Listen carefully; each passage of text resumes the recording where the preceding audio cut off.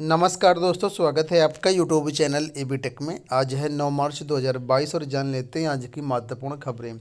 सबसे पहली अपडेट लोक सेवा आयोग से राज्य की डिग्री कॉलेजों में, ठीक है, जो जीडीसी एग्जाम है उसके एडमिट कार्ड जारी कर दिए गए। इसके बारे में यहाँ पर अपडेट किया गया है कि 19 विषयों में असिस्टेंट प्रोफेसर के 128 पदों पर भर्ती के लिए 15 मार्च को प्रस्तावित स्क्रीनिंग परीक्षा के प्रवेश पत्र मंगलवार को जारी कर दिए गए। परीक्षा नियंत्रक अरविंद कुमार मिश्र के अनुसार अभ्यर्थी अपने रजिस्ट्रेशन नंबर एवं जन्मतिथि के आधार पर प्रवेश पत्र और अनुदेश डाउनलोड करके निर्धारित परीक्षा केंद्र पर दो फोटो के साथ आईडी प्रूफ की मूल व छाया प्रति लेकर के उपस्थित हों।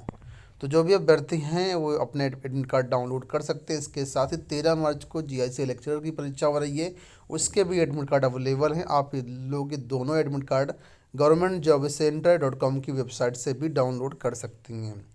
बात करेंगे यहाँ पर हम लोग यूपीएचएससी को लेकर के।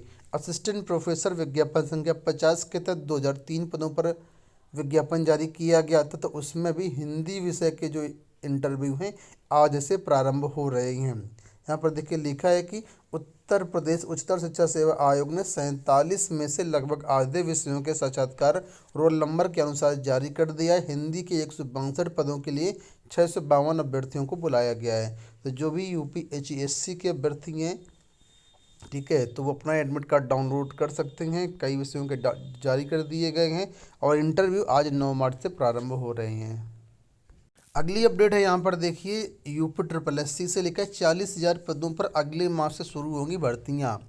उत्तर प्रदेश अधीनस्थ सेवा चयन आयोग समूह के करीब 40,000 पदों पर अप्रैल से भर्तियां शुरू करेगा। विभागों से इन रिक्त पदों का ब्यौरा उसे मिल चुका है। 3 भर्तियों के लिए विज्ञापन भी निकाला गया, लेकिन विधानसभा चुनाव के कारण आचार संहिता लागू होने से इन्हें रोक दिया गया था।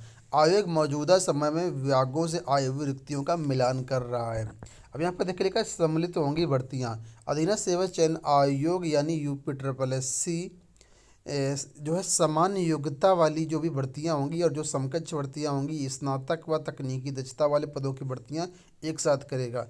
इनके लिए एक साथ विज्ञापन निकालने के साथ ही परीक्षाएं भी आयोजित कराई जाएंगी एक साथ ही, जिससे तय समय के अंदर इन भर्तियों को पूरा किया जा सके। तो यहाँ पर देखिए कौन कौन सी भर्तियाँ आपको देखने को मिलेंगी। तो यहाँ पर देखिए लिखा है ITI अनुदेशक की 2,504 भर्तियाँ, इसका विज्ञापन ऑलरेडी जारी कर दिया गया है। लेखपाल के 8,085 पदों पर विज्ञापन ऑलरेडी जारी कर दिया गया है। ANM इसका भी विज्ञापन जारी कर दिया गया 9,213 पदों पर।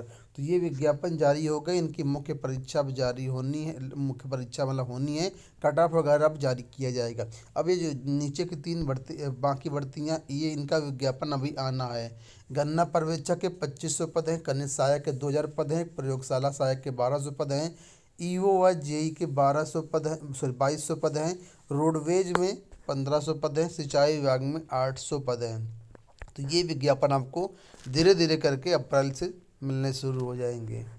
अब यहाँ पर देखिए लिखा है क्या कहना है आयोग के अध्यक्ष का। ठीक है, तो आयोग के अध्यक्ष कहना कि आदर्श चुनाव आचार संहिता के चलते नई भर्तियां रोक दी गई हैं। जिन पदों के लिए विज्ञापन निकाला गया था उनकी भी परीक्षाएं स्थगित कर दी गई। आचार संहिता समाप्त होने के बाद भर्तियां नए शुरू से शुरू की जाएंगी। तो कुल मिलाकर के जो भी अभ्यर्थी तैयारी कर रहे हैं, जो लोग इंतजार कर रहे थे, उनके लिए अच्छी अपडेट है कि अगले महीने से आपको ये भर्तियाँ देखने को मिलेंगी। बढ़ते हैं अगली अपडेट की तरफ। यहाँ पर देखिए अपडेट है यूपी बोर्ड को लेकर के। लिखा है यूपी बोर्ड की परीक्षाएं 24 मार्च से, प्रैक्टिकल परीक्षाएं बाद में। यूपी बोर्ड की वर्ष 2022 की हाई स्कूल और इंटरमीडिएट परीक्षा 24 मार्च से शुरू होगी। इसमें सम्मिलित होने के लिए कुल मिलाकर के 51,92,689 अभ्यर्थी पंजीकृत हैं। परीक्षा 12 अप्रैल तक चलेगी। प्रदेश में इसके लिए 8,373 परीक्षा केंद्र बनाए गए हैं। इस बार जो प्रैक्टिकल परीक्षाएं जो होंगी बोर्ड परीक्षा संपन्न होने के बाद करवाई जाएंगी। परीक्षा कार्यक्रम की घोषणा माध्यमिक शिक्षा निदेशक विनय कुमार पांडे ने मंगलवार को यूपी बोर्ड मुख्यालय में मीडिया से वार्ता में की। तो यहाँ पर सब कुछ लिखा है और इसके लिए जो है अपनी तैयारी करते रहिएगा। 24 मार्च से आपकी परीक्षाएं हाई स्कूल इंटर की प्रारंभ हो रही हैं। देखिए यहाँ पर दिया गया कि 70% पाठ्यक्रम पर होगी 10वीं 12वीं की परीक्षा। आप लोग जानते हैं कोरोना काल के कारण 30% पाठ्यक्रम कम कर दिया गया है। तो जो वर्तमान में 70% पाठ्यक्रम है, उसी पाठ्यक्रम के अनुसार ये आपकी परीक्षा होगी। देखिए लिखा है कि यूपी बोर्ड की पहली बार 70% पाठ्यक्रम पर होगी परीक्षा।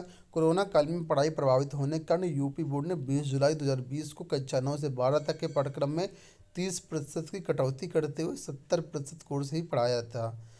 ठीक है। उसके बाद 2021 में हाई स्कूल और इंटरमीडिएट की बोर्ड परीक्षाएं नहीं कराई जा सकी। स्कूलों ने ऑनलाइन माध्यम से 70% कोर्स की ही पढ़ाई कराई है। बोर्ड ने इसी के आधार पर प्रश्न पत्र भी तैयार करवाए हैं। ठीक है। तो कुल मिलाकर के यहाँ पर अपडेट यही है। हालांकि यहाँ पर देखिए लिखा है कि पीसीएस मेंस के लिए केंद्र तय करने में होगी कठिनाई। अब ये जो परीक्षा है आपकी लगा दी गई है 24 मार्च से, और आप लोग जानते हैं मार्च में 23 से 27 मार्च के बीच पीसीएस की भी परीक्षाएं लगी है मेंस की। तो यहाँ पर लिखा है कि पीसीएस की परीक्षा केंद्र फाइंड करने में थोड़ी सी दिक्कत होगी। चलिए बढ़ते हैं अगली अपडेट की तरफ। यहाँ पर अपडेट है 69,000 शिक्षक भर्ती को लेकर के। लिखा है 69,000 शिक्षक भर्ती मामले में यूपी सरकार जाएगी सुप्रीम कोर्ट। 69,000 सहायक शिक्षक भर्ती मामले में हाईकोर्ट के आदेश के खिलाफ उत्तर प्रदेश सरकार सुप्रीम कोर्ट का दरवाजा खटखटाएगी।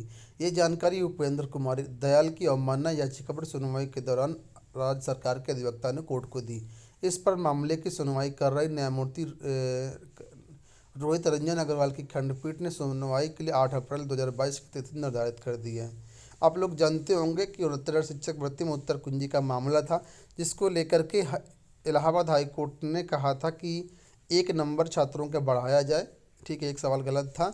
1 नंबर छात्रों को बढ़ाया जाए। 25 अगस्त 2021 को इसका आदेश दिया गया था। ठीक है, और ये आदेश 600 अभ्यर्थियों को लाभ देने के लिए था जो याचित थे। ठीक है, और यहाँ पर देखिए लिखा है कि अब इतना समय बीत गया लेकिन सरकार ने इस पर कोई भी कदम नहीं बढ़ाया आगे। तो छात्रों ने अवमानना याचिका दाखिल कर दी। अब यहाँ पर जानकारी दी गई अवमानना याचिका पर सुनवाई के दौरान कि राज्य सरकार इस मामले को लेकर के सुप्रीम कोर्ट जाएगी, और जो हाई कोर्ट का फैसला है उसके खिलाफ सरकार सुप्रीम कोर्ट जा रही है। सरकार 1 नंबर देना नहीं चाह रही है, इसी वजह सरकार अब सुप्रीम कोर्ट की शरण लेगी। यहाँ पर अपडेट है इलाहाबाद हाई कोर्ट की भर्ती के बारे में, जिसका रिजल्ट अभी हाल ही में आया हुआ है। देखिए लिखा है कि एनटीए की ओर से इलाहाबाद हाई कोर्ट में आरओ एआरओ व सीए 2021 भर्ती के आयोजित परीक्षा के परिणाम पर अभ्यर्थियों ने गंभीर सवाल खड़े किए हैं। अभ्यर्थियों का दावा है कि 2 मार्च को घोषित परिणाम में कई सफल अभ्यर्थी ऐसे भी हैं जो यूपीएससी द्वारा आयोजित पीटी परीक्षा में फेल हो गए थे, लेकिन सहायक समीक्षा अधिकारी में 350 पदों पर जो भर्ती थी इनका नाम टॉपर लिस्ट में शामिल है।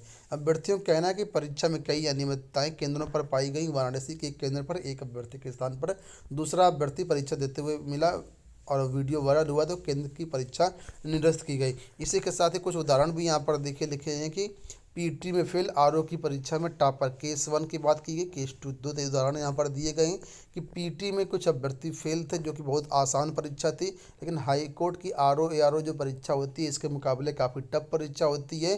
ठीक है, और फिर भी यहाँ पर जो अभ्यर्थी हैं वो आरओ एआरओ में टॉपर हो गए हैं। तो इस तरीके से उदाहरण देते हुए अभ्यर्थी यहाँ पर कह रहे हैं कि इस परीक्षा में काफ़ी ज़्यादा घपला हुआ है। तो दोस्तों ये हो गई आज की सारी सूचनाएं। आशा करते हैं वीडियो पसंद आया होगा। इसी तरह की अपडेट पाने के लिए चैनल को सब्सक्राइब कर लीजिएगा, वीडियो को लाइक और शेयर कर दीजिएगा। इस वीडियो में इतना ही, धन्यवाद।